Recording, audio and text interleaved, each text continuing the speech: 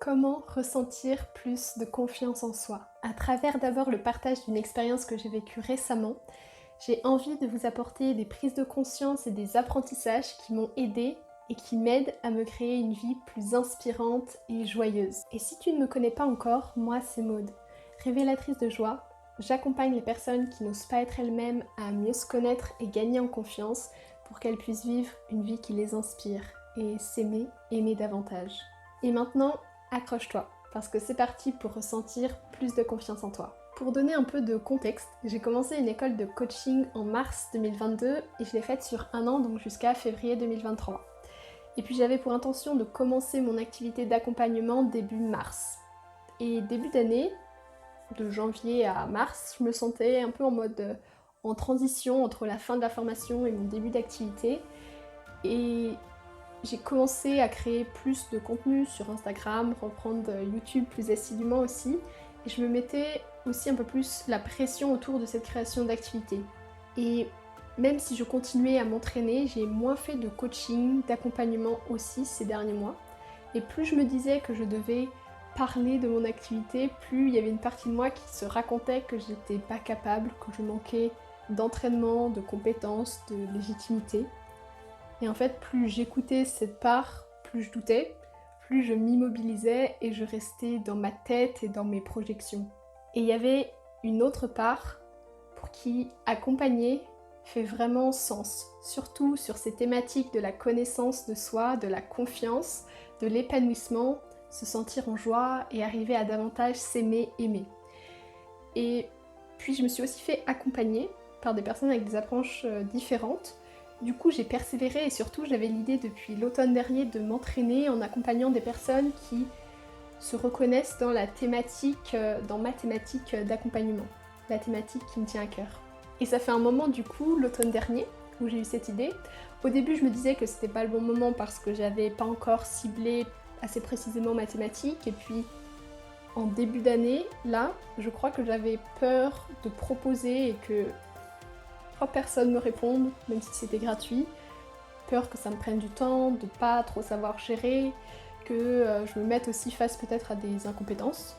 Je projetais en fait mes peurs et ça générait du doute, de l'immobilisme et un manque de confiance. Et puis parce que c'était trop important, en me boostant, en me faisant accompagner, début avril, j'ai proposé un accompagnement offert sur plusieurs séances, 6 séances. Je cherchais quelques personnes à accompagner. Et je me suis dit que c'était un bon moyen d'apporter de la valeur à des personnes tout en gagnant en compétences, en gagnant en connaissances sur ma thématique phare et en ayant aussi des retours pour ajuster si besoin mon accompagnement. Du coup, j'ai eu des réponses et la première semaine où j'ai échangé avec les différentes personnes en appel découverte, je me sentais pas mal stressée et en même temps, ce qui s'est passé et qui est intéressant, c'est que d'avoir des objectifs plus concrets des personnes que j'allais accompagner, ça m'a poussée à revoir certaines bases, certaines parties de ma formation. En fait, passer à l'action en proposant et en commençant ces accompagnements, ça m'a poussée à continuer d'agir, continuer de me former, d'approfondir. Je voyais ce que je savais faire et où j'avais encore à apprendre en le faisant. Et je vous raconte ça parce que en le vivant, j'ai vraiment repris conscience de choses importantes sur la confiance et c'est ce que j'ai envie de vous partager maintenant. D'abord, avec ces dernières expériences, j'ai pris conscience d'un schéma limitant qui m'entraîne à manquer de confiance et, à contrario aussi, d'un cercle vertueux de confiance en moi. Le schéma limitant que j'ai vu, c'est je doute de mes capacités, de pouvoir réussir, je projette que ça se passe mal.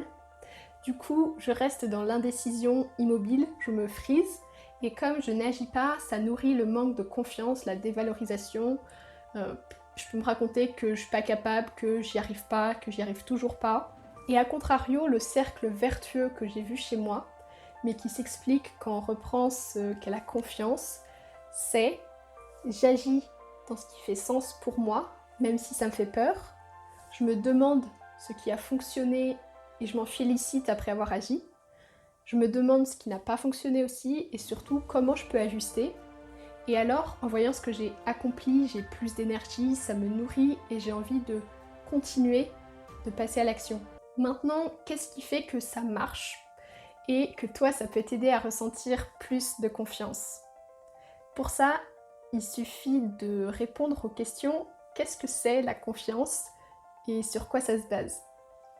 Et pour faire simple, avoir confiance en soi, c'est croire que j'ai les ressources, les capacités pour réaliser ce que je souhaite, puis oser me mettre en mouvement pour le faire et à un autre niveau, le faire avec impact.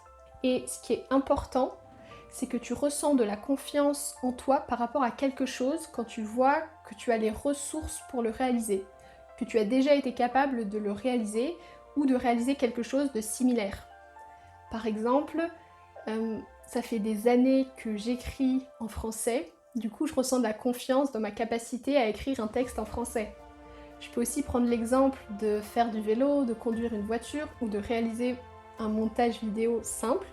Je l'ai déjà fait, j'en ai conscience, du coup je ressens de la confiance. À partir de ça, il y a 2 choses importantes qui vont t'aider à ressentir de la confiance en toi. Premièrement, te rappeler de ce que tu as déjà réalisé, des ressources que tu as en toi. J'ai appris que le cerveau marche par référence.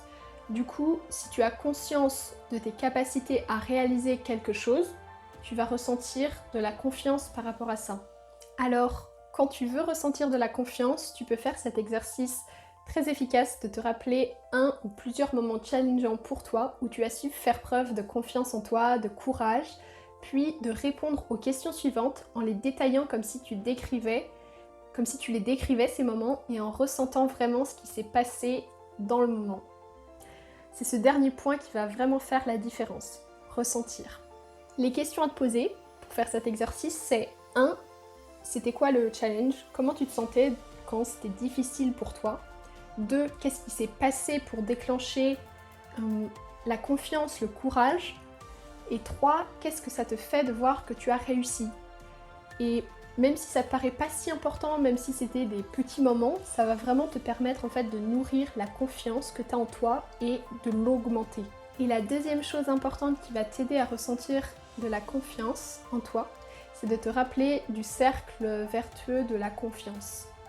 C'est-à-dire, je me concentre sur ce que ça va m'apporter de passer à l'action, sur la certitude que j'ai, j'ose, j'agis. Après avoir agi, je regarde ce qui a fonctionné pour le garder et je me sens fière de ce que j'ai accompli. Je regarde ce qui n'a pas marché pour l'améliorer, ajuster, je l'ajuste. Puis je boucle le cercle et plus j'agis, plus je vois ce que ça m'apporte, plus je gagne en confiance et j'ai d'énergie pour mettre aussi d'autres actions en place, ajuster, aller plus loin, progresser. Et pour reprendre ce cercle vertueux de la confiance en soi, 2 points pour approfondir la deuxième étape. Point 1, c'est pas parce que tu prends plus de temps pour réfléchir avant de passer à l'action que ça va être une meilleure solution que tu vas générer ou ça veut pas dire que tu vas être plus satisfait. Il y a une expérience comme ça qui a montré que les personnes qui prenaient plus de temps à réfléchir, à peser le pour, le contre avant de prendre une décision étaient au final globalement moins satisfaits que les personnes qui prenaient leurs décisions rapidement en se focalisant sur ce que ça allait leur apporter la décision qu'elles prenaient. Donc, juste, tu sais ce que peut t'apporter quelque chose, ça sert ce qui compte pour toi, alors 1, 2, 3, go, vas-y, fais-le. Et point numéro 2, si tu as peur de l'échec, de paraître nul, eh bien tu peux te rappeler que les meilleurs basketteurs, c'est aussi pour certains ceux qui ont le plus échoué de panier. C'est fou, surtout de se dire ça quand on a peur de l'échec. Pourtant, en fait, plus tu testes, plus tu échoues, plus tu peux apprendre, plus tu peux ajuster, t'améliorer et donc gagner. Dernière partie de cette vidéo, tu as appliqué tout ce que j'ai dit avant et entre nous, si tu le fais vraiment, ça va faire une vraie différence pour toi. Mais peut-être qu'il y a encore des choses qui coincent, alors voilà quelques points, quelques pistes pour aller plus loin et te donner, oui, des pistes à creuser. Premièrement, avoir des objectifs en adéquation avec ce qui compte vraiment pour toi, c'est primordial. Si c'est pas le cas, tu vas avoir tendance à t'auto-saboter en te disant que tu veux réaliser quelque chose, mais en fait il va y avoir une autre partie de toi qui n'en a pas vraiment envie. Et pour connaître ce qui compte pour toi, apprendre à te connaître, observe-toi, apprends à te connaître, Tu peux aller voir d'ailleurs si ça t'intéresse ma vidéo Apprendre à se connaître, une méthode et des exemples concrets. Deuxième point, que la manière de réaliser ton objectif soit aussi en adéquation avec tes valeurs, pour la même raison que le point précédent. Troisième point, te donner des objectifs challengeants et réalisables. Si tu te donnes par exemple de courir un marathon parce que c'est important, ça compte pour toi, mais dans une semaine, alors que tu n'as pas d'entraînement pour, ça risque d'être compliqué de le réaliser. Quatrième point, aller voir aussi ce qui bloque en termes de peur, de croyances, et te faire accompagner si besoin pour les dépasser. Cinquième point, trouver le courage en toi. Ce qui est plus simple quand l'objectif fait sens pour toi, qu'il est connecté à tes valeurs, comme ce qu'on a vu précédemment. Et en même temps, parfois il y a besoin de se bousculer un peu soi-même ou que quelqu'un nous bouscule un peu pour avancer. Que ce soit une amie, notre conjoint, ça peut être une source de soutien et de bousculade, dans le sens de nous aider à nous challenger et à trouver le courage en nous pour faire ce qui compte, à dépasser des peurs, des doutes. Des fois on a juste besoin de plus être dans notre tête et de passer à l'action, de revenir plus dans notre corps. Pour conclure, en prenant du recul sur ma propre expérience de ces derniers mois et en faisant des liens avec ce que j'ai appris, j'en ai ressorti donc des points que je trouve importants par rapport à la confiance en soi. D'ailleurs, je t'invite à enregistrer et à re-regarder cette vidéo qui contient plein de pépites. Mais je vais quand même reprendre 3 points clés à retenir pour ressentir justement plus de confiance. Premier point, la confiance en soi se base sur croire que tu as les ressources pour réaliser ce que tu souhaites. Alors, en te remémorant des moments où tu as su faire preuve de courage, de confiance et en ressentant ces moments, en revivant ce qui s'est passé, tu vas forcément ressentir plus de confiance et aussi te reconnecter à cette certitude que tu as les ressources en toi. La confiance en toi, c'est comme un muscle, plus tu l'entraînes, plus il est là pour te soutenir. Deuxième point, le cercle vertueux de la confiance.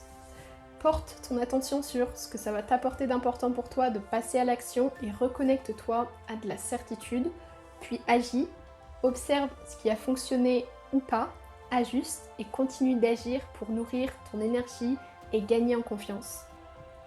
Et troisième point, veille à avoir des objectifs en adéquation avec ce qui compte vraiment pour toi, à trouver la meilleure manière de les réaliser, la manière de les réaliser qui correspond à tes valeurs.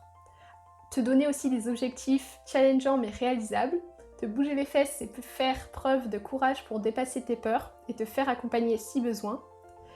Et puis aussi, surtout, rappelle-toi que plus tu testes, plus tu échoues, plus tu peux apprendre, ajuster, progresser, t'améliorer et donc gagner. En mettant en pratique tous ces points dans ta vie, tu vas développer ta confiance et surtout passer à l'action pour te créer la vie qui t'inspire. Alors, vas-y, pas à pas, agis pour la créer. Voilà pour aujourd'hui. Si tu as aimé cette vidéo, n'oublie pas de mettre un pouce vers le haut, de la partager autour de toi, de commenter sur ce qu'elle t'aura permis de prendre conscience, qu'elle t'a apporté. En tout cas, moi je te remercie de l'avoir regardé et de l'avoir regardé jusqu'au bout et je te dis à très bientôt.